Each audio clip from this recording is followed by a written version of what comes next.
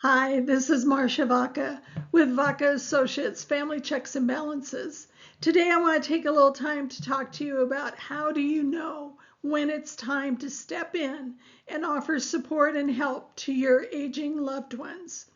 One thing I will caution you, just about anything you say and do right now at the initial period when you're beginning to sense that maybe they need some extra support and help will probably be perceived by them as you trying to take away their independence. And of course, that's not what you're trying to do, but that's going to be their perception. So walk gently, talk kindly to them during this phase, and just be aware that they're going to try to cover up their vulnerabilities, particularly between married couples. They cover for each other really well. So you have to sort of go gently into this conversation and figure out just how you're going to approach them. But I want to give you some markers, some hallmarks to be watching for in terms of you being able to say to yourself, now might be a good time. The first area is safety. I always tell all my clients that I work with, safety is first and foremost. That's what I care about. And it's safety in the home, outside of the home, in the backyard, in the car. It's safety across the board. So yes, you want to keep that person safe from falls. You want to keep them safe from leaving the stove on and burning out pans.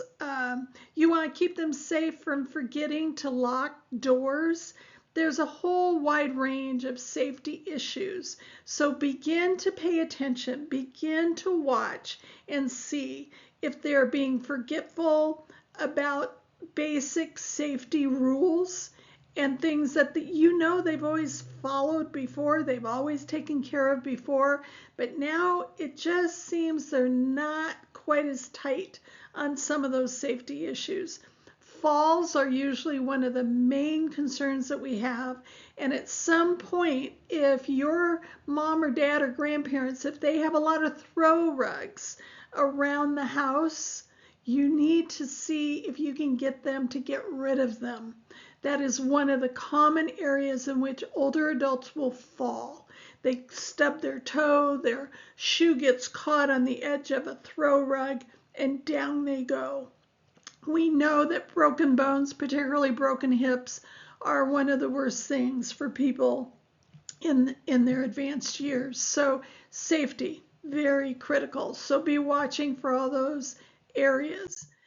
The other area is just sort of handling those basic tasks of every day, managing, cooking their own meals, preparing their own meals, not just going out and shopping. They might be fine going out and doing the grocery shopping, but you realize that suddenly a week ago when you were there and they put groceries away, you come back now 7 days later and you open up the cupboard, you open up the refrigerator, same food is still there, hasn't been touched or barely touched. You need to be paying attention to that. If they've been handling their own medications and you're sort of looking at their pill box or sort of taking a quick look at things and they've been missing meds by day or by hours whenever they're supposed to take their meds, that is another hallmark that maybe they're just having a little bit more issue dealing with some of those day-to-day tasks, bathing, dressing, cleaning the house, keeping the house picked up. If they're really neat and tidy people to begin with, and suddenly you see a change in that, you need to pay attention. The third area is just sort of an overall confusion. They're just not quite as sharp as they seem to have been. You're noticing memory loss. They're not able to find the right words. There's weight loss that's sort of unexplained or frequent illnesses. So all of those things can actually relate to a change in cognition, in mental capacity and ability. So be watching for some of that. Now, granted, all of us get forgetful. All of us have trouble at times finding words. So don't make them panic for themselves, and don't you panic just because they do have a little trouble remembering all the grandkids' birthdays and all the grandkids' names. All depends on how many grandkids they got. I talked to somebody the other day.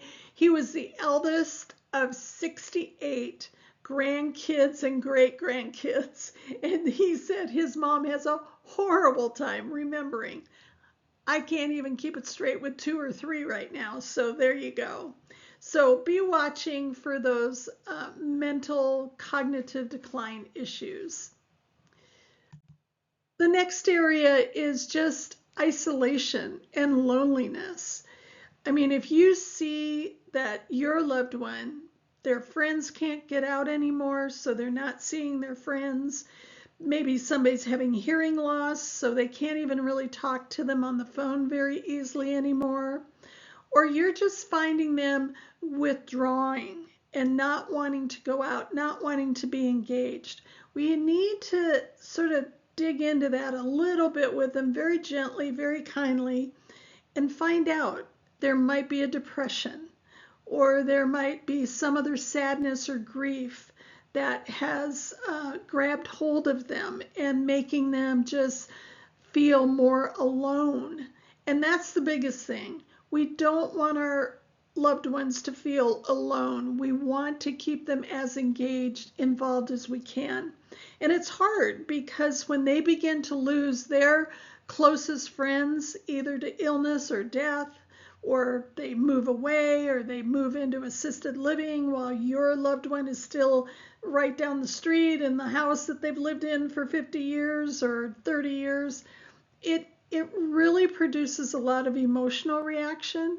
So just be mindful if you see your loved one beginning to isolate more, not wanting to go out. Try to figure out what's going on with them. Is it a health issue? Is it a fear of falling issue? Is it a hearing issue where they can't hear well anymore, so they just don't like being in crowds because it becomes too confusing and sort of, I say, miscombobulating for them to be in crowds when you can't hear really well? Or maybe they've had to stop driving and now they feel stuck, like they can't do anything. The loss of independence. So definitely double check and see how they're doing in terms of engagement, staying engaged, having a social life, particularly if they were very social people to begin with. The last area then is just taking a look at how are they handling the paperwork of life. Like I say, hate the paperwork of life. Life is very complex. I tell all my clients this. Life is very complex.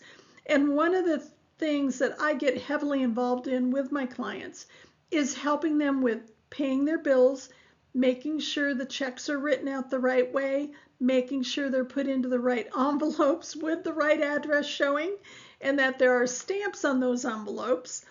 As much as I can, I try to encourage my clients to allow me to work with them to do online banking so we can actually set up the bill pay through their bank and not have to put the money into stamps. Stamps are so expensive now. So I try to get my clients to allow me to do online banking with them. That also saves them the money on checks.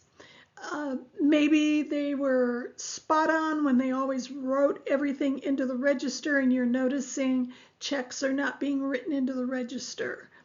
Just, being late on car payments, car insurance payments, mortgage payments or rent payments, you name it. Be mindful of just that daily and life burden of paperwork and how are they doing with that. And if they were really great at that and now you're seeing a big shift, then you need to have a conversation with them. It might be time to offer them some help. So these are just a few little tips and hints that you can be watching for, little markers as I call them. And you have to make sure that you're not going to overstep. I know that's hard to know when you're overstepping, when you're not. But I always tell everybody, if you treat them with respect, you treat them with empathy, you treat them with grace, then usually you can have a conversation with them and find out just where they think they might need some help. Of course, if we can help you at all, here's all of our contact information. You reach out by email to me. Join our school community. It's free, and you can be together with other people who are dealing with some of the very same issues you're dealing with. You can also take a look at my website and also at our Facebook page. So I hope this gives you just some little tips and hints as to what to be watching out for with your loved ones, so you know when might be the good time to step in and offer some help. Take care. We'll talk soon.